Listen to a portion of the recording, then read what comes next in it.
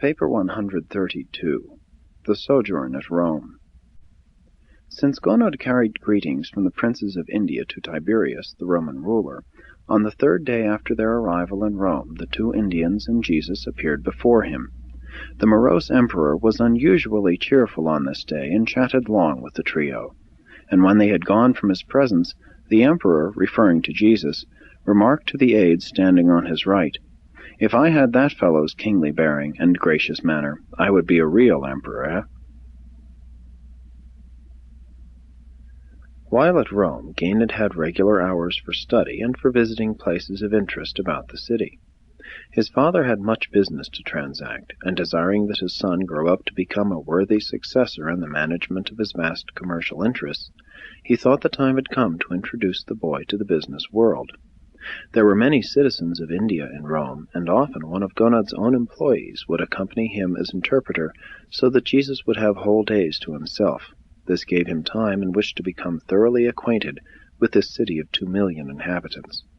He was frequently to be found in the Forum, the center of political, legal, and business life. He often went up to the Capitoleum and pondered the bondage of ignorance in which these Romans were held, as he beheld this magnificent temple dedicated to Jupiter, Juno, and Minerva. He also spent much time on Palatine Hill, where were located the emperor's residence, the temple of Apollo, and the Greek and Latin libraries. At this time the Roman Empire included all of southern Europe, Asia Minor, Syria, Egypt, and northwest Africa, and its inhabitants embraced the citizens of every country of the Eastern Hemisphere. His desire to study and mingle with this cosmopolitan aggregation of Urantia mortals was the chief reason why Jesus consented to make this journey. Jesus learned much about men while in Rome, but the most valuable of all the manifold experiences of his 6-month sojourn in that city was his contact with and influence upon the religious leaders of the empire's capital. Before the end of the first week in Rome, Jesus had sought out and had made the acquaintance of the worthwhile leaders of the Cynics, the Stoics, and the mystery cults, in particular the Mithraic group. Whether or not it was apparent to Jesus that the Jews were going to reject his mission, he most certainly foresaw that his messengers were presently coming to Rome to proclaim the kingdom of heaven, and he therefore set about, in the most amazing manner, to prepare the way for the better and more certain reception of their message. He selected 5 of the leading Stoics, 11 of the Cynics, and 16 of the mystery cult leaders, and spent much of his spare time for almost 6 months in intimate association with these religious teachers. And this was his method of instruction. Never once did he attack their errors or even mention the flaws in their teachings. In each case he would select the truth in what they taught, and then proceed so to embellish and illuminate this truth in their minds that in a very short time this enhancement of the truth effectively crowded out the associated error. And thus were these Jesus-taught men and women prepared for the subsequent recognition of additional and similar truths in the teachings of the early Christian missionaries. It was this early acceptance of the teachings of the gospel preachers which gave that powerful impetus to the rapid spread of Christianity in Rome, and from there throughout the empire. The significance of this remarkable doing can the better be understood when we record the fact that, out of this group of 32 Jesus-taught religious leaders in Rome, only 2 were unfruitful.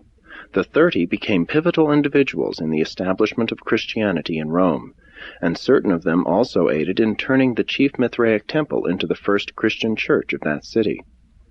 We who view human activities from behind the scenes and in the light of 19 centuries of time recognize just 3 factors of paramount value in the early setting of the stage for the rapid spread of Christianity throughout Europe, and they are: 1.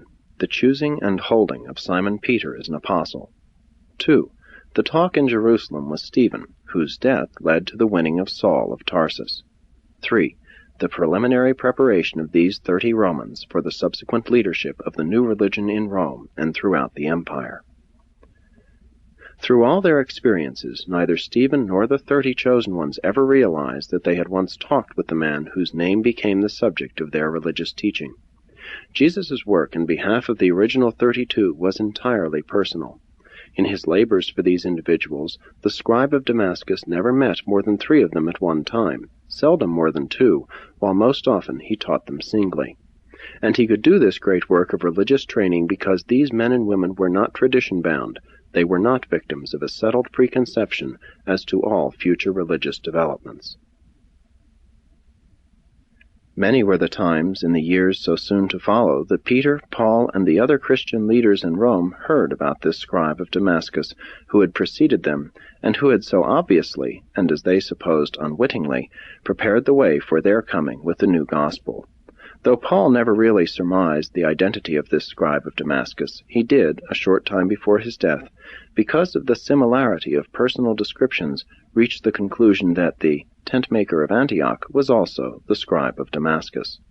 On one occasion, while preaching in Rome, Simon Peter, on listening to a description of the Damascus scribe, surmised that this individual might have been Jesus, but quickly dismissed the idea, knowing full well, so he thought, that the Master had never been in Rome. 1. True Values. It was with Angemon, the leader of the Stoics, that Jesus had an all-night talk early during his sojourn in Rome. This man subsequently became a great friend of Paul, and proved to be one of the strong supporters of the Christian church at Rome. In substance, and restated in modern phraseology, Jesus taught Angemon. The standard of true values must be looked for in the spiritual world and on divine levels of eternal reality. To an ascending mortal, all lower and material standards must be recognized as transient, partial, and inferior.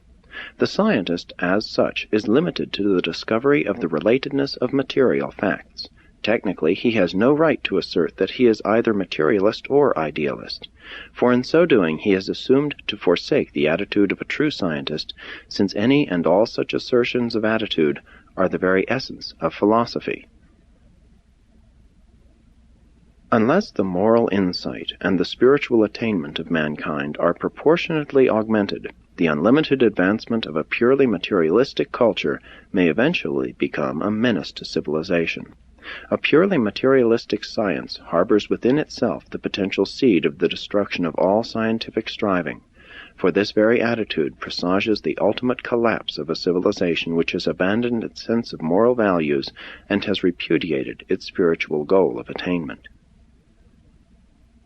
The materialistic scientist and the extreme idealist are destined always to be at loggerheads. This is not true of those scientists and idealists who are in possession of a common standard of high moral values and spiritual test levels.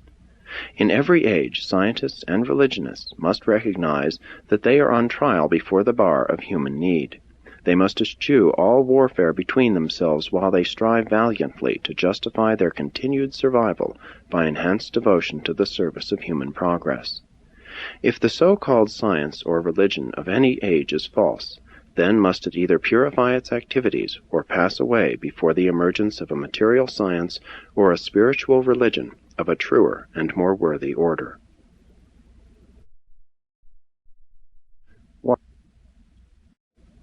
2. Good and evil. Mardus was the acknowledged leader of the Cynics of Rome, and he became a great friend of the scribe of Damascus. Day after day he conversed with Jesus, and night upon night he listened to his supernal teaching.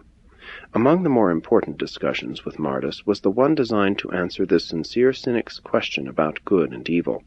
In substance, and in 20th century phraseology, Jesus said, "My brother, good and evil are merely words symbolizing relative levels of human comprehension of the observable universe. If you are ethically lazy and socially indifferent, you can take as your standard of good the current social usages. If you are spiritually indolent and morally unprogressive, you may take as your standards of good the religious practices and traditions of your contemporaries. But the soul that survives time and emerges into eternity must make a living and personal choice between good and evil as they are determined by the true values of the spiritual standards established by the divine Spirit which the Father in heaven has sent to dwell within the heart of man. This indwelling Spirit is the standard of personality survival.